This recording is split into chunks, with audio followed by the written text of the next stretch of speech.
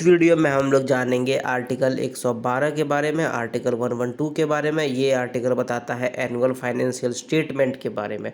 अब annual financial statement क्या है उसको समझते हैं सबसे पहले।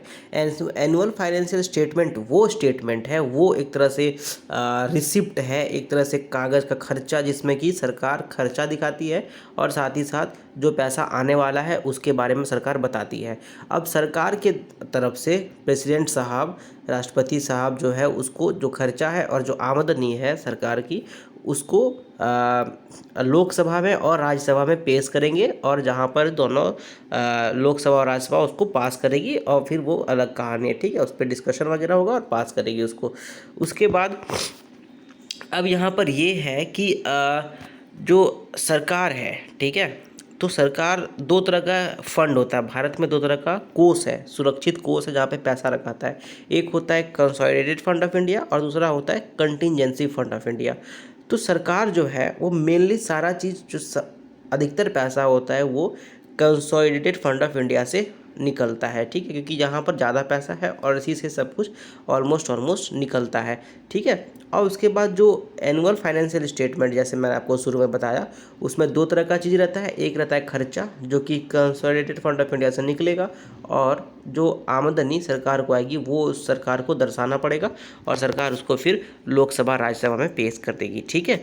उसके बाद सरकार जो है ये बताएगी कि जो खर्चा कंसोलिडेटेड फंड ऑफ इंडिया से होगा वो मतलब सरकार अपने द्वारा खर्चा करना चाह रही है या फिर किसी और खर्चे से उसमें निकालना चाह रही है, ठीक है। जैसे मान लेते हैं कि 1000 रुपया खर्चा करना चाहती है सरकार फैक्ट्री के लिए, ठीक है, तो फैक्ट्री के लिए 1000 करोड़ रुपया खर्चा करना चाह रही है और साथ ही साथ 1000 करोड़ रुपया खर्चा करना चाह रही है हेल्थ के लिए। तो ये सरकार को बताना पड़ेगा कि हम हेल्थ के लिए 1000 करोड़ है मेरा अलग से, और हम फैक्ट्री के लिए 1000 करोड़ रुपया ले रहे हैं कंसोलिडेटेड फंड ऑफ इंडिया से।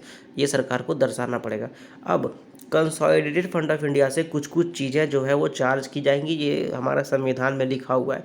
सबसे पहले क्या, तो प्रेसिडेंट साहब का जो भी उनका सैलरी बनता है, मतलब कि मान लेते हैं कि 2.5 लाख रुपया, ठीक है, तो 2.5 लाख रुपया हर महीना कहाँ से निकलेगा, कंसोलिडेटेड फंड ऑफ इंडिया से निकलेगा। साथ ही साथ उनका जो भी कुक का खर्चा है, फॉर एग्जांपल उनके घर में रसोईया रहता है, काम करने वाले आते हैं, उनका गेट कीपर वगैरह है, व्हीकल्स का जो भी उनका खर्चा है, पेट्रोल वगैरह का, वो सब खर्चा भी सरकार देगी यहाँ से कंसोलिडेटेड फंड ऑफ इंडिया से, ठीक है। उसके बाद दूसरा ऑप्शन क्या है, दूसरा पॉइंट ये है कि जो भी लोकसभा का और राज्यसभा का स्पीकर होगा, अगर लोकसभा का है तो स्पीकर, डिप्यूटी स्पीकर, और राज्यसभा का है तो चेयरमैन, डिप्यूटी चेयरमैन का जो भी खर्चा होगा, जो भी सैलरी होगा, साथ ही साथ जो भी गाड़ी का खर्चा वगैरह वगैरह, जो उनके साथ कर्मचारी काम करते हैं उनका खर्चा भी सरकार देगी कंसोलिडेटेड फंड ऑफ इंडिया से, ठीक है। साथ ही साथ भारत सरकार जो भी किसी भी देश को, मान लेते हैं कि किसी देश से कर्जा लिया है अमेरिका से, ठीक है, कितना लिया भाई, तो $1 बिलियन, तो सरकार $1 बिलियन के खर्चे को उसको देगी जो कर्जा ली हुई थी, और साथ ही साथ जो भी उसका इंटरेस्ट बनेगा, मान लेते हैं कि इंटरेस्ट बन के पैसा बन गया $1.2 बिलियन, तो ये पैसा कहाँ से निकलेगा, वहीं से कंसोलिडेटेड फंड ऑफ इंडिया से, ठीक है। उसके बाद अगर कोई भी ऐसा एक्सपेंडिचर है जिसमें कि सरकार किसी को लोन देना चाहती है या फिर किसी को छुटकारा देना चाहती है कि ठीक है आपका जो भी कर्जा था हम उसको माफ़ करते हैं, ये सब जो पैसा वगैरह है सब उसी से निकलेगा, जो कि अपना सुरक्षित कोष है कंसोलिडेटेड फंड ऑफ इंडिया। साथ ही साथ जो सुप्रीम कोर्ट का, हाई कोर्ट का जो भी जज होगा, उसका जो भी सैलरी बनेगा, जो भी खर्चा बनेगा, जो भी पेंशन बनेगा, वो सब कहाँ से आएगा, सरकार के द्वारा कंसोलिडेटेड फंड ऑफ इंडिया से सारा पैसा आएगा, ठीक है। तो इन लोगों को अपना जो भी पेमेंट है उसका टेंशन लेने का कोई चक्कर नहीं है।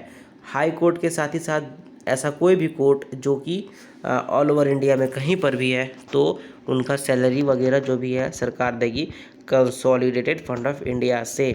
साथ ही साथ CAG, जिसको जानते होंगे और नहीं जानते हैं तो बता दूं, कंट्रोलर एंड ऑडिटर जनरल जो होता है वो सरकार का फाइनेंस देखता है। मतलब कि सरकार अगर कुछ कर्जा ली कहीं से तो वो CAG अपना लिख के रखेगा कि इतना कर्जा है, सरकार के पास इतना घाटा है, इतना फ़ायदा हुआ, इतना बिजनेस हुआ। ये सब किसका काम है, CAG का काम है, कंट्रोलर एंड ऑडिटर जनरल का काम है। तो इनका जो भी पैसा बनेगा, पेंशन बनेगा, जो भी इनका गाड़ी का सेवा सुविधा जो भी होगा, सैलरी जो भी होगा, वो कहाँ से आएगा, कंसोलिडेटेड फंड ऑफ इंडिया से आएगा, ठीक है। उसके बाद अगर मान लेते हैं कि कोई कोर्ट में सरकार का केस चल रहा है, अभी फ़िलहाल सरकार और आपका वोडाफ़ोन का केस चल रहा था, ठीक है। तो इस सिचुएशन में क्या हुआ कि वोडाफ़ोन को सरकार एक कोर्ट में लाई। अब मान लेते हैं यहाँ पर क्या होता है, कोर्ट बोलती कि सरकार को कि आपने वोडाफ़ोन का इमेज को ख़राब किया है और आपको एक 10 करोड़ रुपए का देना पड़ेगा। किसको? तो वोडाफ़ोन को। तो ये 10 करोड़ अब सरकार कहाँ से लाएगी? तो इसके लिए भी सरकार जाएगी दौड़ते हुए, बोलेगी कंसोलिडेटेड फंड ऑफ इंडिया से हमको पैसा दो, एंड उसको निकाल करके फिर देगी पैसा, ठीक है। उसके बाद सरकार अगर चाहे तो टाइम टाइम पर संसद के द्वारा एक नियम बनाए, कानून बनाए, लॉ बनाए, जिसके द्वारा जो भी पैसा और कुछ चाहिए तो वो भी सरकार खर्चा कर सकती है कंसोलिडेटेड फंड ऑफ इंडिया से, ठीक है। तो अपना एनुअल फाइनेंशियल स्टेटमेंट यही था। And consolidated fund of India जो है वो मेनली इंपॉर्टेंट है, कंटिजेंसी फंड ऑफ इंडिया बहुत कम लेस इंपॉर्टेंट है। तो मेन यही था कि कंसोलिडेटेड फंड ऑफ इंडिया से सरकार कैसे निकालती है पैसा वगैरह, ठीक है।